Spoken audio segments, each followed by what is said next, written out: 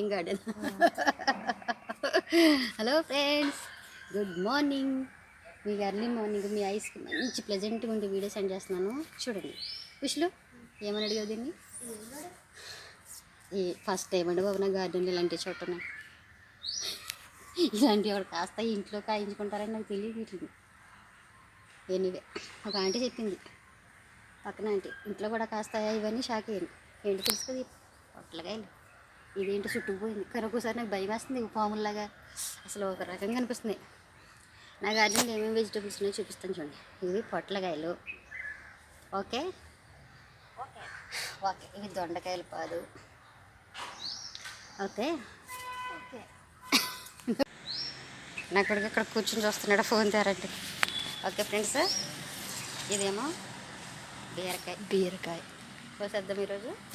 వద్దు కోసిపాగాలి, కోసిపాగల కదా. రండి. ఇదేంటి తెలుసా? సొరకాయ. అలాగే ఉండరు, ఫోటో తీస్తారు. ఈ పొట్లకి కిందనే ఇంకో స్నేక్ గాడు. అదే చూడండి, పొడుగ్గా వస్తుంది అన్నమాట. కొన్ని ఏమో వంకర వంకర అయిపోయినాయి. ఇంకా పైకి వెళ్దాం దారకుండా. ఇవి దొండకాయలు కనిపిస్తున్నాయి చిన్న చిన్న. ఇవేమో బొడ్డ లెమన్స్. దీని ఏమంటారు తెలుసా? చెప్పేరా, చెప్పేస్తున్నా చెప్పేగా. ఫ్లవర్స్, అంజీర్ ఫ్రూట్స్. జీరు వీడియో రన్ అవుతుందా అయిపోయిందా? దోసకాయలండి, దోసకాయలు, బొడ్డ దోసకాయలు. ఇంకా కదా ఉండాలి.